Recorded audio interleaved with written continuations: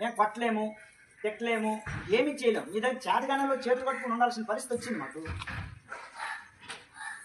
అంటే ఇంత చదువు చెప్తున్నా కూడా ఒకటిలో ప్రవర్తనలో మార్పు లేదు,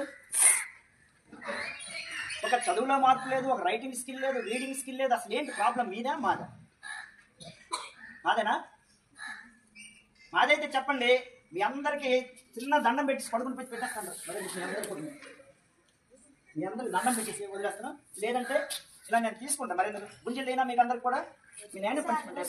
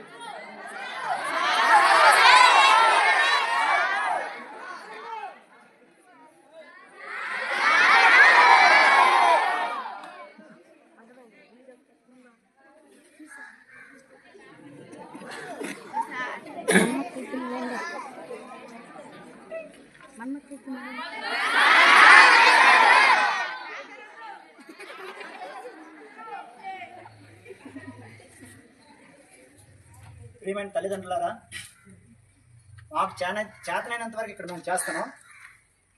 మీ పిల్లల్ని మీరు కనీసం కంట్రోల్ పెట్టకపోతే మీ స్కూల్కి పంపించడం వృధా అవుతుంది.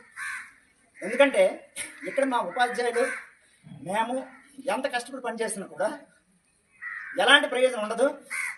మీరు మీ పిల్లల్ని అదుపులో పెట్టుకోకపోతే మీరు పాఠశాలకు పంపించడం వృధా అవుతుంది. ఇది మైండ్లో పెట్టుకుని మీరందరూ కూడా మీ పిల్లల్ని చదువు కోసం పంపిస్తే శ్రద్ధగా ఇంటి దగ్గర చదివించండి.